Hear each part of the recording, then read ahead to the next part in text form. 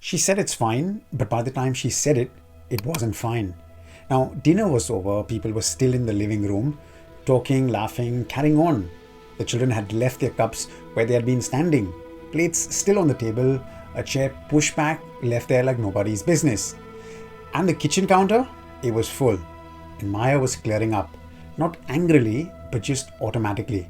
She picked up the plates, put away the food, wiped the counter, filled the sink, and from the living room, someone said, "That was lovely. We should do this more often." And something in her tightened. Because what she heard was not only appreciation, what she heard was, "Of course, we should do this more often.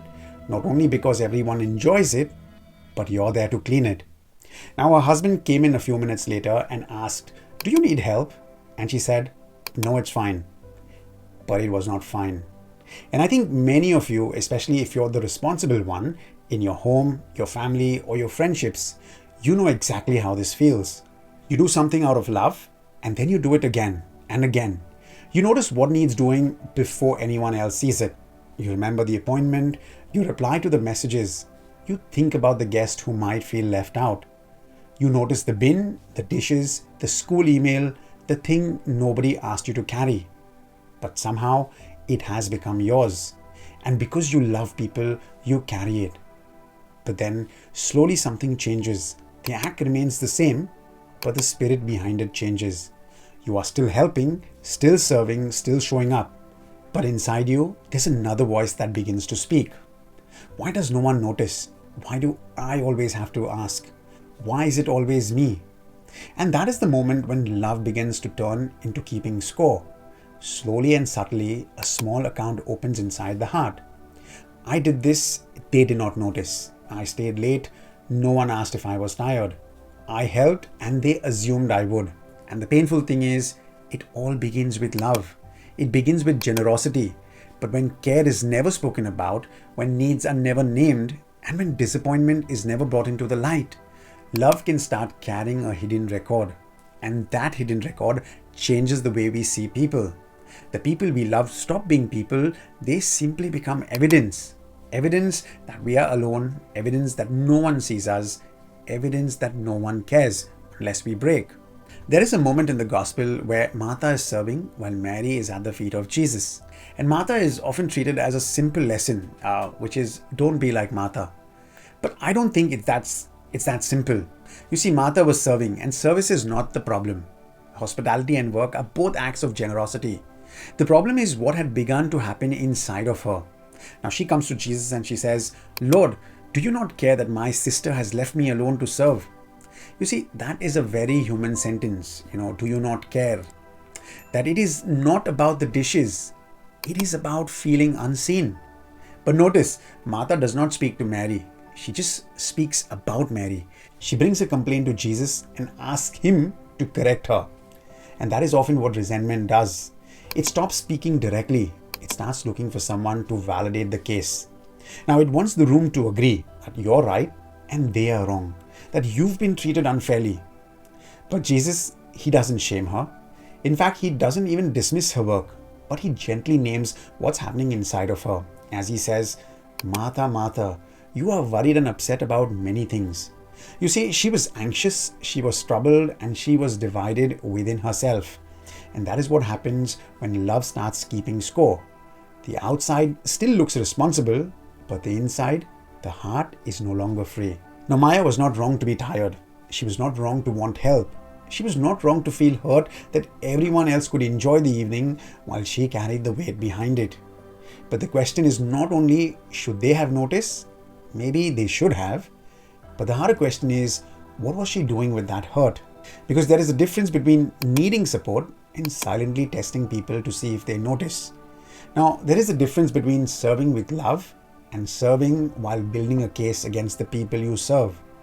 And this is where many responsible people get trapped. They don't want to appear needy. They don't want to complain. They don't want to make things awkward. So they say, "It's fine." I know we've all heard that, "It's fine," right? But inside, it's not fine. And because they don't speak honestly, the feeling doesn't disappear. It becomes sharper. It comes out in tone, in silence, in the small comments, in that cold kind of helpfulness where the task gets done, but the warmth has gone. Now, St. Paul writes that love keeps no record of wrong. But in ordinary life, many of us keep small records, not of obvious wrongs, but of what went unnoticed. You know, the help that wasn't offered, the thank you that didn't come, the burden that nobody named. And slowly, the record becomes heavy. So what do we do with this? Well, not in theory, but in real life. Well, here are 3 things. First, notice the moment the scorecard first opens its account. And it usually begins with a sentence inside of you. Of course, it's me again. Oh, no one helps me. I always have to do everything. You see, that sentence may be pointing to something real, but don't let it go unchecked. Ask yourself, have I clearly asked for what I need, or am I silently waiting to be noticed? That question may be uncomfortable, but it can save love from becoming an accusation. Second, notice when your "it's fine" is not honest.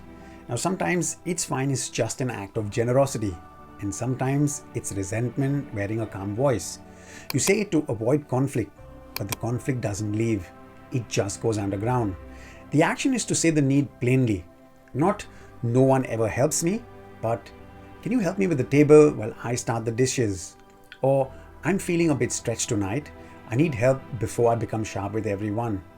Specific needs are easier to respond than silent disappointment. Third, notice whether this is something to communicate or something to release. Now, not every small failure needs a long conversation. People forget, people miss things. But if the same hurt keeps returning, it probably needs to be spoken.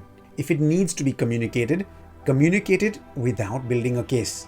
If it needs to be released, release it without bringing it back as evidence. Because love cannot stay free while secretly keeping accounts. And coming back to Maya, she is still the kind of person who notices things. She still cares. She still sees the plate on the table before anyone else does. That may always be a part of who she is, but something begins to change. The next time there is a gathering, she doesn't wait until she is bitter. She doesn't perform strength and then punish people for believing her. Before dinner, she says, "After we eat, I'll need help clearing up. Can you take the table and can you sort out the cups?" It feels small and also simple, but it is honest. And later, when someone forgets something minor, she catches the old sentence slowly rising. Of course, no one notices, but this time she doesn't feed it. She asks herself, is this something I need to say or something I need to let go?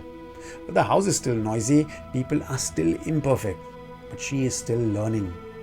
But the hidden account book is not as heavy because love was never meant to become a record and responsibility was never meant to become resentment. So what we are called to is simple. Before you say it's fine, ask if it really is. And before you accuse people in your heart, ask if you've spoken clearly with your mouth. And before love turns into keeping score, tell the truth. Not to win or wound, but to keep love free. Now, sometimes the reason we carry everything isn't that others ask too much. It's perhaps something much quieter.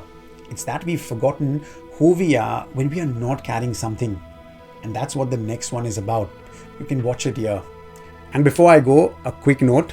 My first book, Scams and Masks, is now available on Amazon and through select bookstores.